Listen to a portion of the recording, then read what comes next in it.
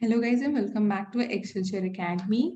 So myself Dr. Ruby Joshi and I have brought a very interesting question for you guys today. It is the most simplest question but it is going to be interesting once you see the answers for those, like how you're going to actually answer this. So आपको बहुत simple भी लगेगा and उतना ही tricky हो जाता है because you need to convince your front sitting panel interview people, right?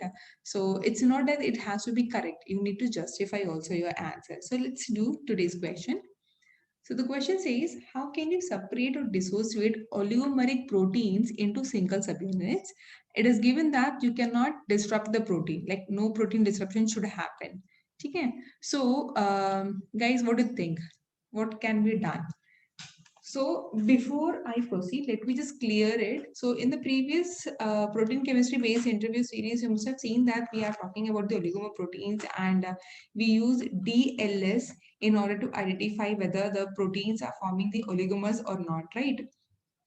But here in this case, I don't want oligomers. So in my protein sample, if I don't want oligomers to happen, then what should be done?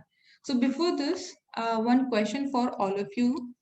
Why does your single protein, okay, your single protein oligomerizes? क्यों ऐसा होता है? Like in vitro, okay, it doesn't happen in the case of in vivo, but this happens in the case of in vitro. Many a times your single protein, okay, single protein, it forms oligomers. ये क्यों होता है? This question is for you guys. This is your assignment and you are going to tell me the answer through your comments.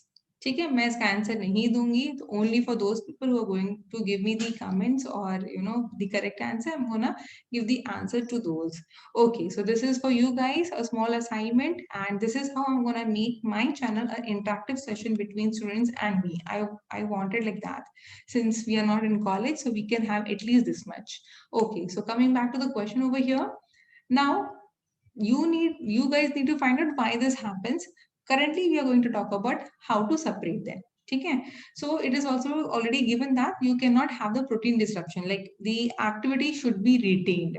So you cannot add BME, okay, beta mercaptophenol, you cannot add, you cannot add DTT, this also you cannot done, right? You cannot do. Now to separate, again you cannot add SGS because all these agents are chaotropic. They are going to disrupt the protein structure as well as the function. So you cannot use all these agents.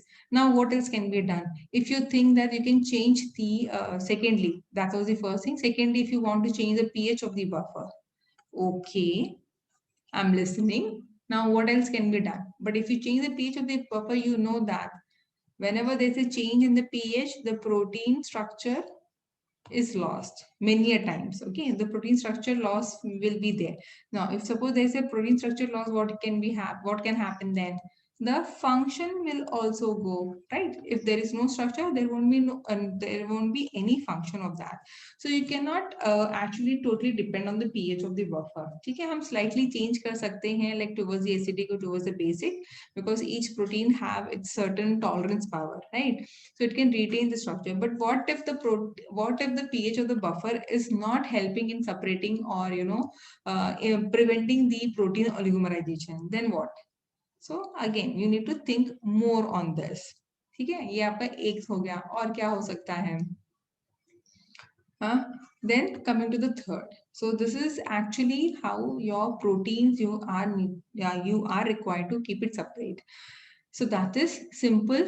Zara sa namak, chutki bhar namak. Answer is NaCl. So now the thing is you need to understand. So whenever you make a buffer, right, especially you want to store protein samples and all, in the buffer, at least from 5 millimolar to 50 millimolar NaCl solution, we always add in the working buffer. Now the answer is to keep your protein stabilized. This is going to help your protein to stop forming the oligomers. Now why? Because NaCl can disrupt the interactions which is happening between the to protein subunits. Okay.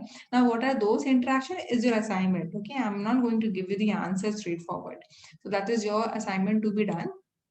Okay. So again, I'm repeating. So NaCl is required in order to break that interaction which is happening between two protein samples. Okay.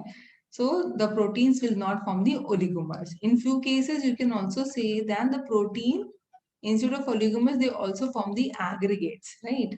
So in few cases, like if it is a soluble protein, then you can add or increase the NaCl concentration to prevent protein aggregates formation. But if it is a membrane protein, it is difficult. The storage is difficult because being hydrophobic in nature and all, they get misfolded and finally the protein precipitates out. It's very difficult to maintain the membrane protein.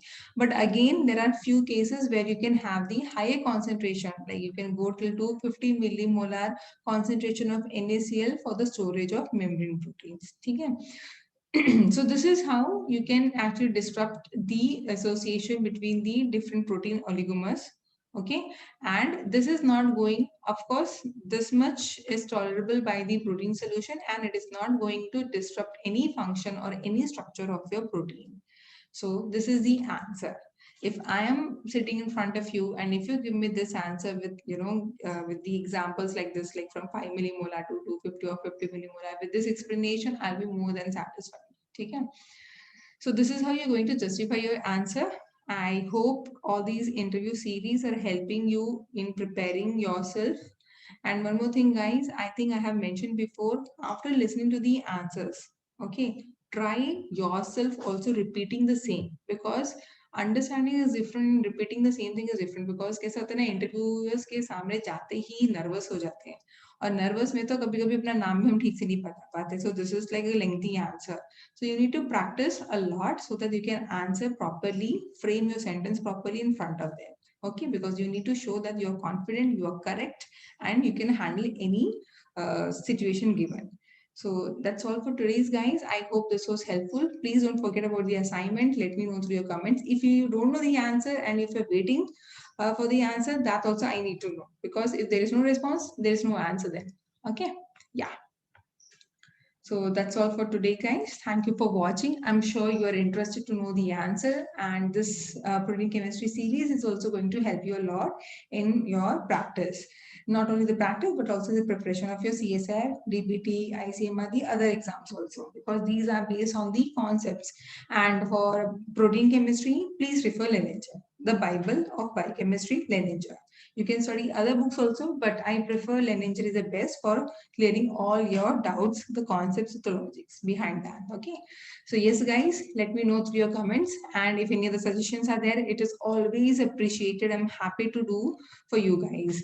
And if you don't feel like writing in the YouTube channel, you can also mail me to at excelsioracademy1220 at gmail.com. Till then, take care, guys. Stay safe.